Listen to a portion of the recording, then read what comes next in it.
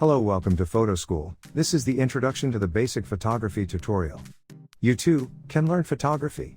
Everyone takes pictures for social media or the family album. Here you learn to take better photos.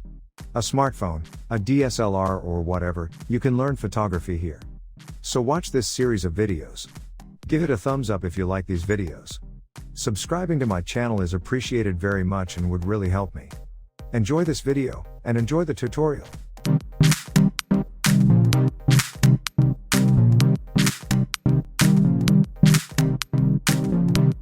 In this tutorial, we use cameras that allow us to set the aperture, shutter speed and ISO value manually. In part 1 of this basic photography tutorial on exposure, you can learn a lot more about this.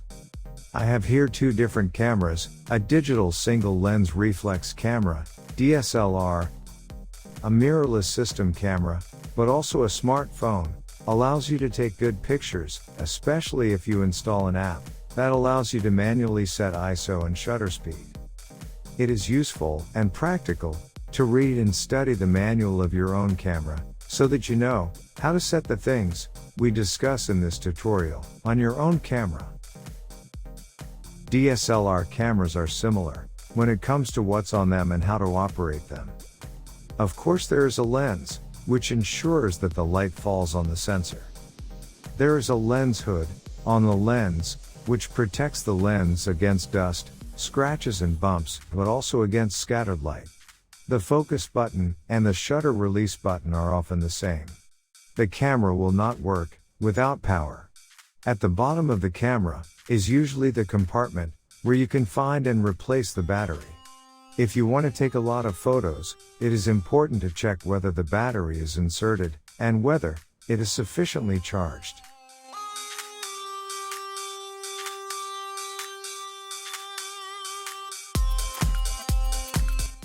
This also applies to the memory card. If you are going to take a series of photos, you must be able to store them on your memory card. So check if it is inserted and if there is enough space on the card, otherwise you risk that no photos will be saved.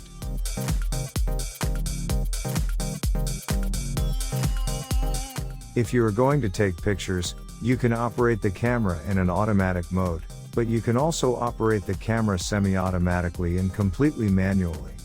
We will come back to that, but now we assume manual operation.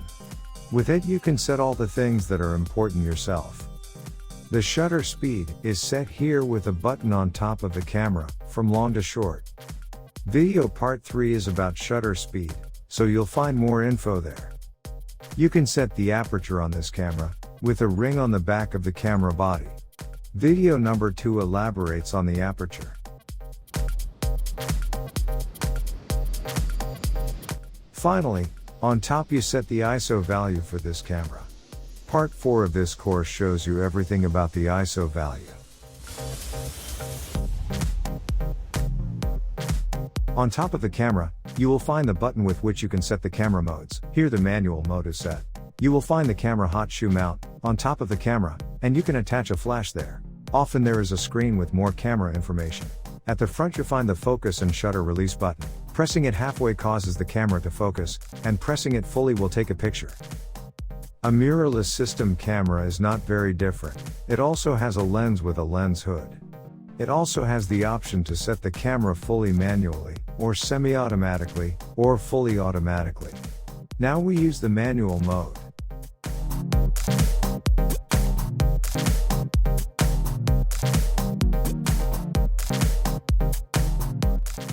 With this camera, you can set the shutter speed on the back of the screen, but also with a button on top of the camera. Many of these cameras have a touch screen with which you can set almost everything.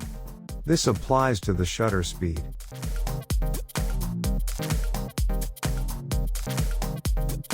And also to the aperture. You can operate it with a button on top of the camera, but also with the touch screen.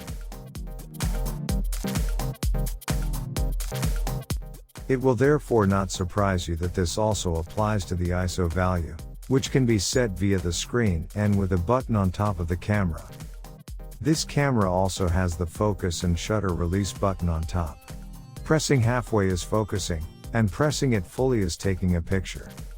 With this camera you can also focus by clicking on the touch screen, on the exact point where you want the image to be in focus.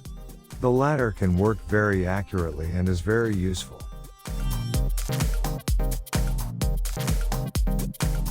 These cameras have interchangeable lenses. If you remove the lens on this camera, you're looking directly at the camera sensor.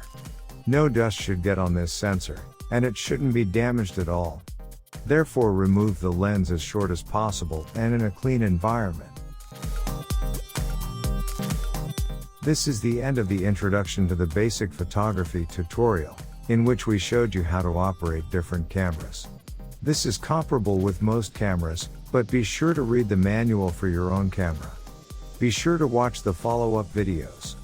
The first part that follows is the part about exposure, then we go deeper into what the aperture does, and the part after that goes deeper into the shutter speed. There is a video that explains what the ISO value does and what consequences that has for your photo. Many other parts will follow after that. I hope you liked or found this video interesting. A thumbs up if so. Please also subscribe because that helps me forward, but also comment. I can learn from that to make better videos for you.